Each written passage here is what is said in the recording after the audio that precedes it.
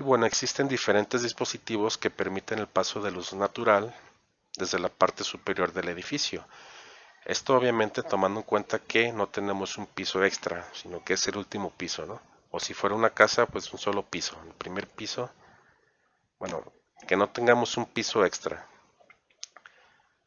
Eh, bueno, algunos de estos dispositivos, algunas de estas ventanas, eh, puede ser tragaluces o domos transparentes o semitransparentes. Aquí la iluminación superior, perdón, tiene un comportamiento similar a las luminarias con radiación directa. A continuación vamos a mencionar algunos prototipos clásicos de iluminación superior. Básicamente son los diagramas que están en la parte izquierda de la diapositiva. Son diferentes configuraciones y a la derecha en la diapositiva pues, se muestran algunos ejemplos reales.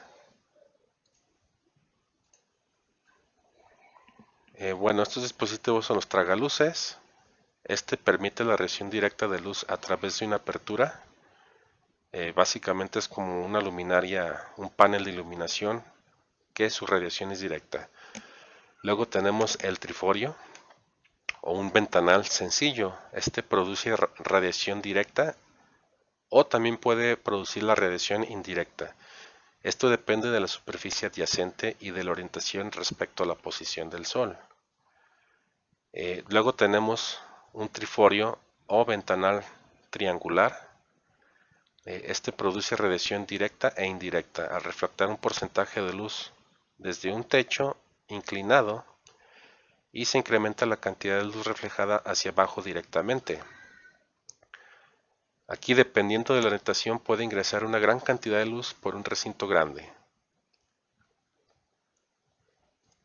Un ejemplo de este tipo de triforios triangulares pues sería el que tenemos en esta pequeña porción, donde la luz que entra es reflejada de manera indirecta a través de pequeñas porciones de pared por donde se sostiene también esa ventana. Y luego tenemos lo que es el doble triforio o también llamado monitor. El ejemplo pues sería el que está en la parte inferior, donde tenemos básicamente dos triforios, ¿no? Diferentes lugares de las habitaciones. No necesariamente tienen que estar adyacentes uno del otro, sino que puedo tener uno y el otro en el lado opuesto. Aquí pues está uno enseguida del otro. Este permite también la entrada de luz abundante, especialmente donde la configuración al sol no es la óptima, o sea, se supone que un edificio tendría que estar orientado de norte a sur. Sin embargo, si yo tengo el edificio orientado de este a oeste, o al revés, de oeste a este, entonces yo puedo colocar este tipo de ventanales dobles. Este tipo de configuración puede producir iluminación natural de una manera balanceada y que puede ser cómoda para el usuario, como se muestra en el ejemplo, ¿no? Y luego tenemos lo que es la iluminación lateral, que son básicamente ventanas. En la parte de arriba nuevamente se muestran lo que son los diagramas de cómo sería iluminación. Abajo están los nombres de estos tres diagramas, lo que es un saliente y su ejemplo en la vida real, lo que sería un saliente. Esto es más que nada para proteger del sol, o sea que entre la cantidad de luz necesaria, pero que no genere bastante calor dentro de la habitación. Luego tenemos lo que son toldos. Obviamente pues aquí sería pequeño, pero en la vida real sabemos que hay diferentes tamaños, ¿no? Y lo que es un estante de luz, que es básicamente un tipo de ventanal que ustedes se pueden abrir, queda de manera horizontal, entonces entra la luz, eh, parte de ella se refleja sobre ese protector, se refleja hacia adentro de la habitación, como se muestra en el diagrama, y otra parte pues entra por la ventana. Pero de esta manera pues se evita generar calor dentro de la habitación. Entonces cuando hablamos de iluminación lateral pues son aperturas verticales, usualmente son ventanas, algunas son puertas corredizas, ya lo dijimos, o ventanales. que nos van a permitir el ingreso de luz natural.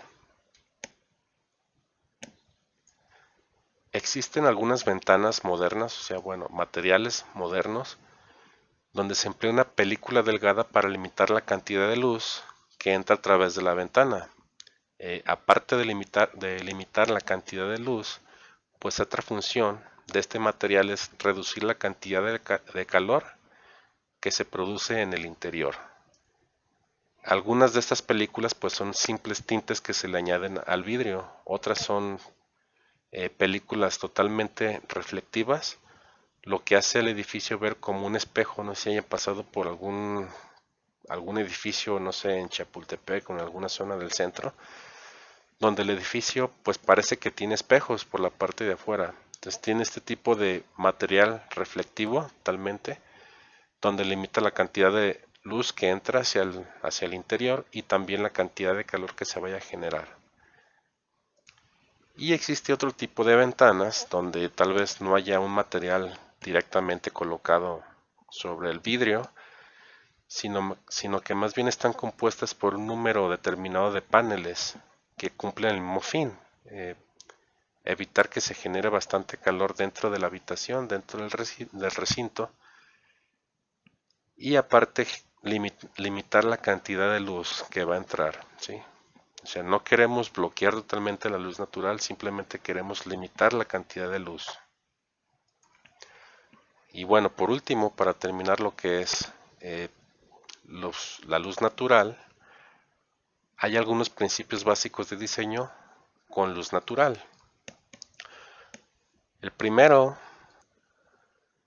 es diseñar el edificio de tal manera de que cada habitación que esté ocupada con regularidad tenga acceso por lo menos a una ventana, un tragaluz o cualquier otra fuente de luz natural.